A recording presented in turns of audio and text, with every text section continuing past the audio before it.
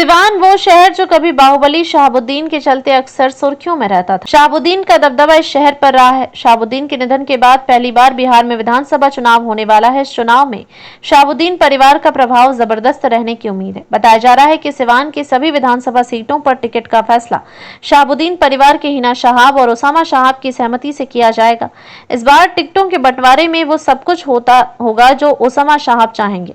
जानकर बताते हैं कि इस बार राजद के अलाकमान सिवान के रघुनाथपुर से उसामा शहाब को, बढ़हरिया विधानसभा से हिना शहाब को चुनाव लड़ाने के मूड में है।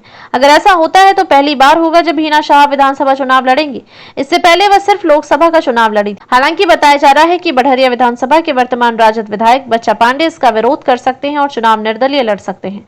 अगर ऐसा होता है तो बढ़हरिया की लड़ाई दिलचस्प हो जाएगी। वहीं बढ़हरिया के सवर्ण वोटर किस करवट जाएंगे यह भी देखना अहम हो जाएगा। हालांकि बच्चा पांडे को इसका आभास है और वह लगातार अपने भाई टोना पांडे के जरिए राजद अलाकमान से संपर्क कर रहे हैं। बच्चा पांडे को लेकर इलाके में एंटी इनकम्बेंसी का भी आरोप लग रहा है।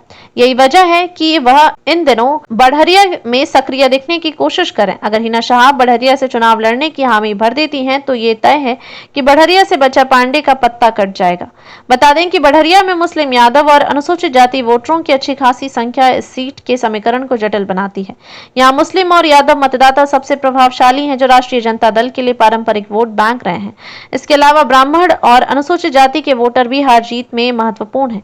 यहाँ लगभग 12% SC और 2% ST आबादी है। आरजेडी का MY यानी मुस्लिम यादव समीकरण यहाँ मजबूत रहा है, लेकिन बीजेपी और जेडीयू ने पसमानदा मुस्लिम और अन्य पिछड़ा वर्ग वोटरों को लुभाने की कोशिश की। यह भी दिलचस्प है कि बढ़हरिया सीट NDA में एक बार फिर जेडीयू के पास जाएगी। जेडीयू के प्रबल दावेदार श्याम बहादुर सिंह है। वहीं लोजपा अगर अलग से चुनाव लड़ती है तो खान ब्रदर्स या अयूब खान के बेटे सैफ को टिकट मिल सकता है। बता दें कि चिराग पासवान लगातार ये इशारा कर रहे हैं कि वह अकेले बिहार में चुनाव लड़ेंगे। ऐसे में बढ़हरिया की लड़ाई दिलचस्प हो जाएगी।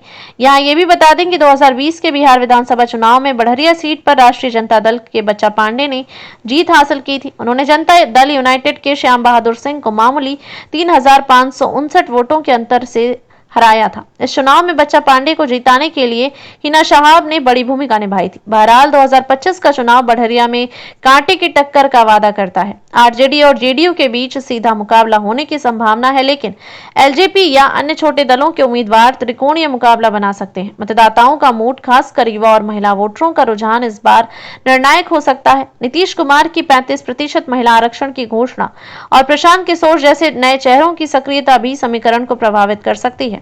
बढ़हरिया की रियासत में वोट, भय और विकास का मिश्रण इसे रोमांचक बनाता है।